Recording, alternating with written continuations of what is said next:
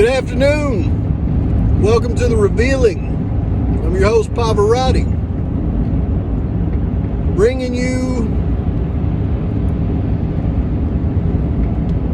a scenario on the Idaho 4 case. Now again, this is an entertainment channel. I'm not here to slander anyone, but this video goes out to all of you Bryan Kohberger is innocent fans.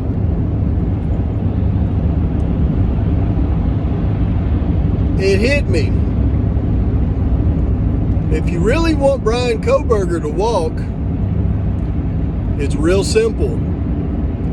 Maybe you should send this to Ann Taylor. The evidence against Bryan Kohberger is his touch DNA on a knife sheath. All he would have to prove is he touched that knife sheath and it's not his and he didn't leave it at the scene of the crime.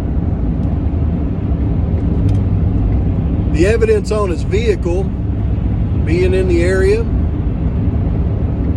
all he has to do is prove that he wasn't driving that vehicle or even suggest it. With a good enough alibi, a suggestion is worth as much as proof. And from a defense standpoint, all they have to do is point the jury to a different suspect that makes more sense, that the pieces would fit into place, that suspect could have and maybe even likely committed these atrocities, then Mr. Kohberger walks out a free man. And coincidentally, all of those avenues are available to Mr. Kohberger right now.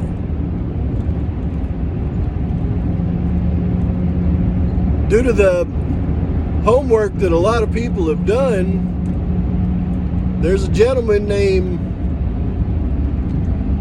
his name rhymes with alpaca, that it's been suggested that Mr. Kohberger is very familiar with this gentleman. Well, in this respect, if he is, it would definitely be in his benefit, because all Mr. Kohberger has to do is say that that gentleman was actually his friend. And on the night in question, he left his apartment, drove to his friend's house, which could easily be proven through video evidence of his vehicle's path that evening. And he could say, I met with my friend. He showed me his new knife.